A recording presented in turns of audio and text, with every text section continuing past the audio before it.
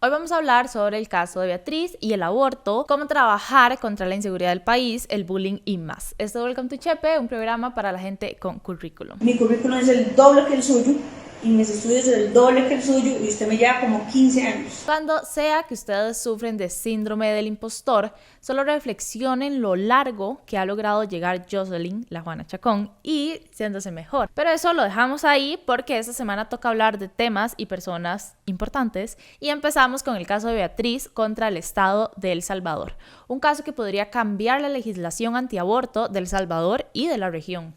Les cuento. Beatriz era una joven que en el 2013 vivía en extrema pobreza, que tenía un embarazo de 11 semanas y era de alto riesgo porque padecía de lupus, una enfermedad que básicamente hace que el cuerpo se ataque a sí mismo.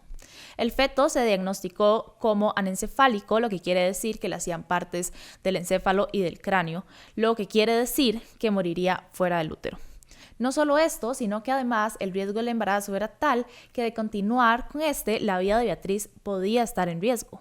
Ahora, antes de avanzar hay que poner el contexto, el hecho de que El Salvador tiene una de las legislaciones más estrictas respecto al aborto, básicamente tolerancia cero. De hecho, que en El Salvador hay mujeres presas por haber tenido abortos naturales o haber dado luz a fetos muertos. Por ejemplo, el caso de Elsie, quien según informó la BBC sufrió un aborto en el baño de su trabajo y al despertarse estaba rodeada de policías porque su jefe había reportado que ella había terminado su embarazo. Es por esto que aún con las circunstancias del embarazo, con todo eso que les acabo de decir, el Estado le negó un aborto terapéutico a Beatriz cuando lo solicitó. Sus doctores le recomendaron elevar el caso a otras instancias y Beatriz presentó un recurso de amparo ante la Sala Constitucional. La Sala entonces le solicitó una serie de medidas a la Comisión Interamericana de Derechos Humanos, quienes lo entregaron y aún así el Estado decidió ignorar la petición realizada por Beatriz. Con todo y esto, el caso escaló a la Corte Interamericana de Derechos Humanos, que tiene sede acá en el país, y a El Salvador ya no le quedó más opción que acatar las medidas. Todo eso resulta en que en vez de un aborto terapéutico, las autoridades le realizaron a Beatriz una cesárea y el feto murió a las 5 horas de haber realizado el procedimiento. A pesar de eso, el embarazo ya había tenido un impacto en su salud física y mental. Esta joven murió 4 años después de un accidente de tránsito que se consideró súper leve, pero que por su condición física, la cual los doctores afirmaron que fue agravada por el embarazo, no pudo sobrevivir. El Instituto de Medicina Legal determinó que la causa del deceso de Beatriz fue neumonía nosocomial que contrajo en el hospital posterior al accidente y lupus eritematoso sistemático que según sus doctores se fue agravando con los años, en parte por una enfermedad renal que se obtuvo producto de su embarazo. Como resultado de este caso, la Comisión Interamericana de Derechos Humanos concluyó que, y cito, El Salvador es responsable por la violación de los derechos a la vida, integridad personal, garantías judiciales, vida privada, igualdad ante la ley, protección judicial y derecho a la salud y a la progresividad de los derechos establecidos en la Convención Americana. También agregaron que el Estado de El Salvador es responsable por la vulneración de la Convención Interamericana para prevenir y sancionar la tortura y de la Convención de Belém do Pará, que obliga a los estados a prevenir y sancionar la violencia contra la mujer. Además, la Corte agregó que la penalización del aborto, en particular la prohibición bajo toda circunstancia y sin excepción,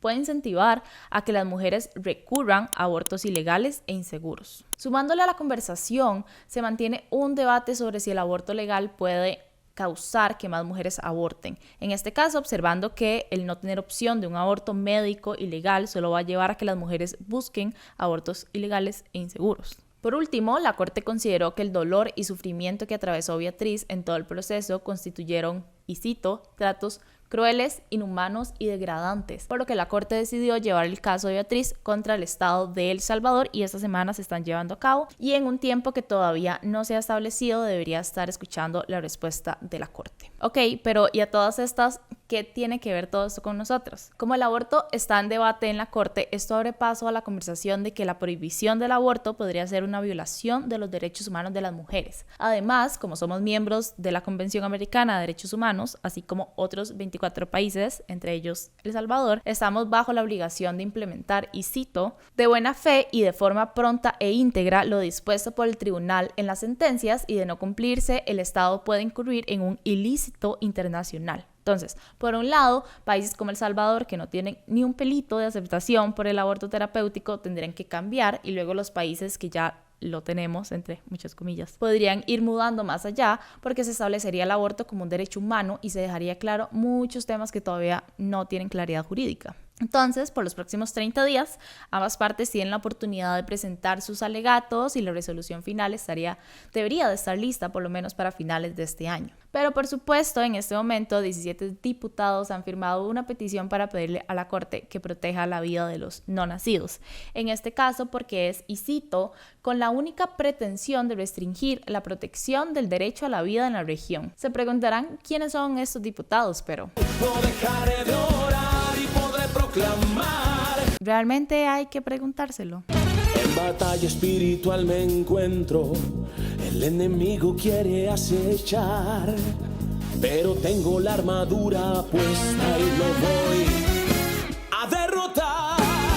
Porque, como sabemos, este partido llegó al Congreso con el objetivo de legislar con una Biblia bajo el brazo y una doctrina fundamentalista del otro siglo. Por el momento han firmado diputados de Nueva República, La Unidad, Progreso Social Democrático y el PLN. La carta dice cosas como, y cito textualmente, que el embarazo de Beatriz no puso en inminente peligro su vida ni empeoró su estado de salud, tal como lo señalaron numerosos informes y pericias médicas. O sea, esta carta de diputados, de políticos, dicen que a pesar de los numerosos informes y pericias de los profesionales de la salud, ellos opinan que no es cierto, que lo que dicen los expertos no es cierto. Porque como todos sabemos, David Segura y Fabricio Alvarado son expertos en Derecho Internacional y Salud Pública. También menciona que es un caso de litigio estratégico. Que a ver, sí, realmente usted no cree que sea prudente que esto sea una cosa que esté pasando, pero llamarle estratégico a un caso que se centra en la muerte de una mujer me parece sumamente inapropiado. Pero como les dijimos, esto va para largo y no va a ser como hasta finales de año que vamos a saber qué va a dictaminar la Corte. Pero hablando de políticos y comentarios inapropiados, esta semana les tenemos otros 2 para que se queden bien atentos. Eso sí, antes de seguir, recordarles que la mejor forma de asegurarse de que sigamos existiendo es por medio de patreon.com/nopasanadaoficial, donde pueden acceder a nuestro Discord, tener videos extra como el Q&A que les hice la semana pasada y estar un poco más cercanos a la comunidad de No Pasa Nada. Ahora sí, hablemos de la lucha de Don Rodrigo contra el crimen.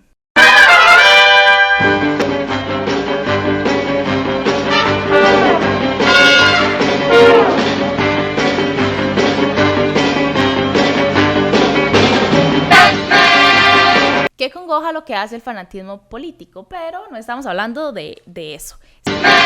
Estamos hablando de la reunión que convocó Rodrigo Arias para afrontar el crecimiento de la inseguridad que está sufriendo actualmente el país. Según Arias, existe una necesidad urgente de tomar medidas contra el nivel de crecimiento de delincuencia organizada que tenemos. La reunión contó con la participación de representantes del Poder Ejecutivo y Judicial y se logró llegar al consenso de impulsar con inmediatez 4 proyectos de ley que procurarán mejorar la situación del país en seguridad. Les explico por encimita de lo que tratan, pero realmente lo que queremos todos nada más es poder salir de la casa en paz. Pero bueno, les cuento para que ustedes sepan. El primero, según explicó Gloria Navas, que es la presidenta de la Comisión de Seguridad y Narcotráfico de la Asamblea, la primera es reformar la ley contra la delincuencia organizada, fortalecer los tribunales y afinar los mecanismos que tiene esta ley. El segundo es con esta misma ley y busca facilitar el poder capturar directamente los capitales que son de dudoso origen, es decir, propios de la delincuencia. El tercero quiere proponer crear un centro de capacitación para el OIJ en la escuela judicial. Y por último, una reforma a la Ley General de Telecomunicaciones e intenta castigar a quien esté implicado ilegalmente con dispositivos de radiofrecuencias. Ahora bien, unos días después salió el ministro de Seguridad en medio de esta crisis que estamos actualmente sufriendo a explicar que su principal preocupación es el narcomenudeo. Todo bien. El problema es que no lo dejó ahí y continuó hablando. Y él dijo que una de las complicaciones de la lucha contra el narcomenudeo somos básicamente nosotros, porque estamos domesticados ante este delito. Es decir, que muchas veces más bien inclusive facilitamos esto. Que ok, pero dijo que, y no lo vean como una recomendación, por favor, si al barrio suyo llega alguien y se pone a vender, ¿por qué no ir y tocarle la puerta y decirle aquí en este barrio no se vende? Por Dios, qué gran idea. ¿Cómo no se me había ocurrido? ¿Por qué? ¿No lo van a matar? No, nunca va a pasar eso. Nunca. Torres tan zorro, no te lo lleves, y Costa Rica tan... Las naves están pichudas.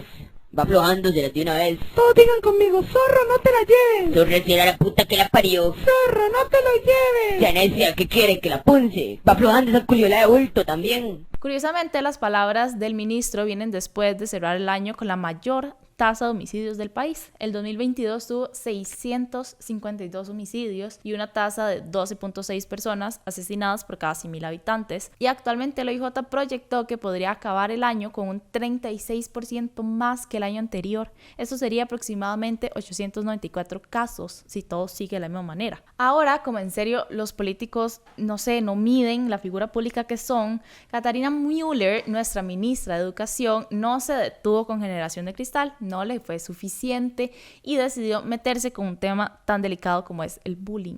Nosotros quisimos dar el beneficio de la duda y estamos tratando de contactarla para analizar sus palabras, sin embargo no hemos podido hablar con ella. Entonces, si doña Catarina le interesa venir a hablar con nosotros, está más que invitado. Ahora me encantaría decirles que esto fue que se filtró de un audio, que está fuera de contexto, que se trata de unos mensajes o algo por el estilo, pero no. Fue en la Asamblea Legislativa, específicamente en la Comisión de Derechos Humanos, la cual la llamó a comparecer acerca de la situación en la que se encuentra la educación del país respecto a la violencia, el racismo y la discriminación en los centros educativos. Que arrancar con un tema de mejoramiento de la autoestima, porque un niño, una niña, un joven con buena autoestima no se deja afectar tanto por el bullying. O sea, no sé qué más decirles. No está sacado de contexto, no están, se equivocó, no se retractó. Ella dijo eso y se quedó con eso. Desde ese momento, el Colegio de Profesionales en Psicología y maestros del MEP han reaccionado negativamente, por supuesto, a este comentario y la Universidad Nacional inclusive pidió la destitución de la ministra. Para no dejarlos con la duda, también mencionó que las dos medidas que podría implementar para hacer los espacios educativos más seguros son revisar el bulto de los alumnos y capacitar a los directores y supervisores de los centros. Y es que, encima de esto, continuamos sin la ruta de educación que se prometió hace tiempos y que siguen diciendo que ya casi lo envía.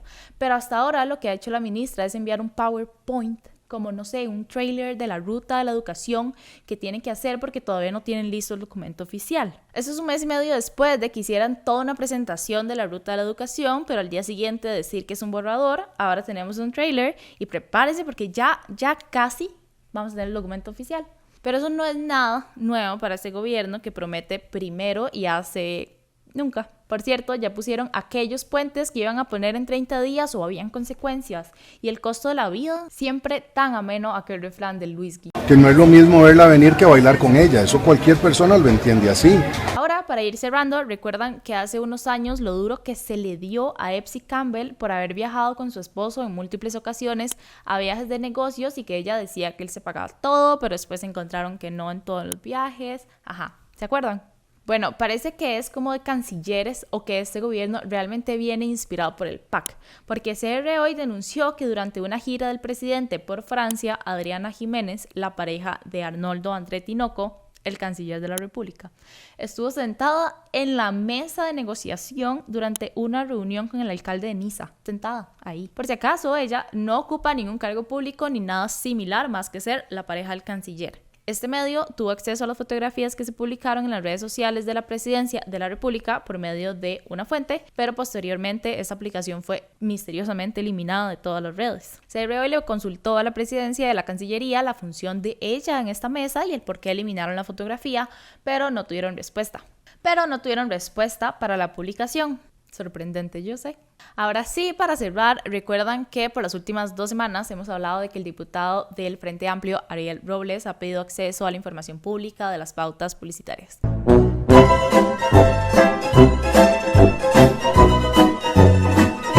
Bueno, resulta que Robles ya recibió esta información como debe ser, digitalizada y muy entendible, y destaca un pago a El Guardián. Resulta que según una información de pautas entregada por el CONAVI, este pago de publicidad se dio a cambio de la suspensión de la pauta publicitaria de otros 5 medios que ya estaban establecidos desde inicio del 2022. Este pago fue de 3 millones de colones en octubre del año anterior por 3 videos para YouTube y para ser enviados a listas de difusión. Hay varias cosas interesantes en esta compra. Primero, el director del CONAVI no es el encargado usual de hacer estas gestiones, naturalmente es el departamento de comunicación, y es interesante también la escogencia del medio debido a que quizás no tienen tanto tráfico como podrían tener otros medios que podrían ser de mayor interés. Pero bueno, como ustedes dicen que solo juzgamos al gobierno, díganos ustedes si esto no les parece medio extraño o si es totalmente normal. Gracias por ver este episodio de Welcome to Chepe. Recuerden suscribirse en Patreon, que tenemos merch, y que compartir este video es lo segundo mejor que pueden hacer después de, como ya les dijimos, Patreon. Nos vemos la próxima semana.